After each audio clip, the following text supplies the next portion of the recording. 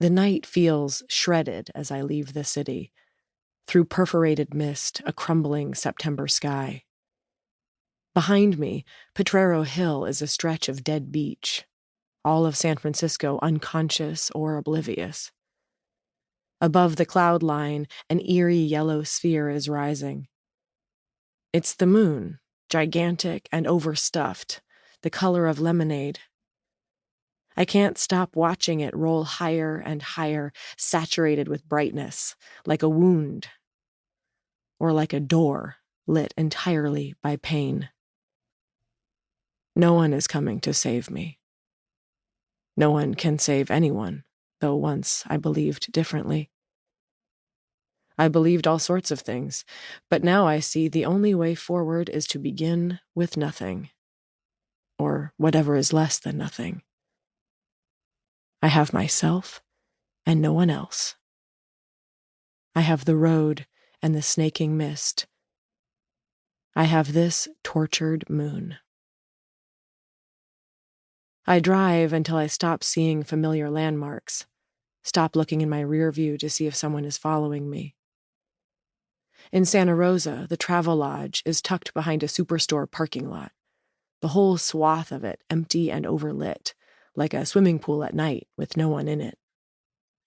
When I ring the bell, the night manager makes a noise from a back room and then comes out cheerfully, wiping her hands on her bright cotton dress.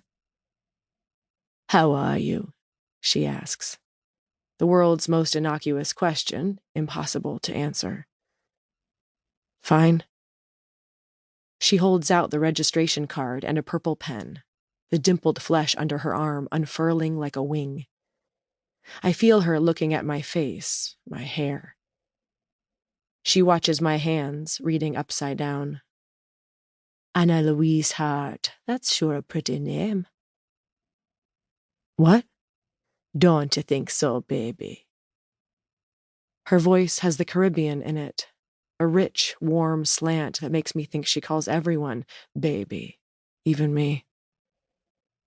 It's hard work not to flinch at her kindness, to stand in the greenish cast of the fluorescent bulb and write down the number of my license plate. To talk to her as if we're just any two people anywhere, carrying on without a single sorrow. She finally gives me my key, and I go to my room, shutting the door behind me with relief. Inside, there's a bed and a lamp and one of those oddly placed chairs no one ever sits in. Bad lighting flattens everything into dull rectangles, the tasteless carpet and plastic-looking bedspread, the curtains missing their hooks. I set down my duffel in the center of the bed, take out my Glock 19 and tuck it under the stiff pillow, feeling reassured to have it nearby, as if it's an old friend of mine. I suppose it is. Then I grab a change of clothes and start the shower, taking care to avoid the mirror as I undress, except to look at my breasts, which have hardened into stones. The right is hot to the touch, with a blistered red mound surrounding the nipple. I run the water in the shower as hot as it will go and stand there, being burned alive, with no relief at all. When I climb out, dripping, I hold a washcloth under the faucet before microwaving it, sodden, until it smokes.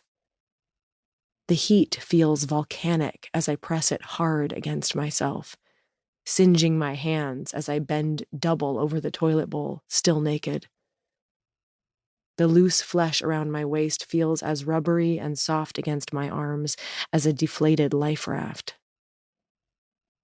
With wet hair, I walk to the all-night drugstore, buying ace bandages and a breast pump, Ziploc bags, and a 40-ounce bottle of Mexican beer.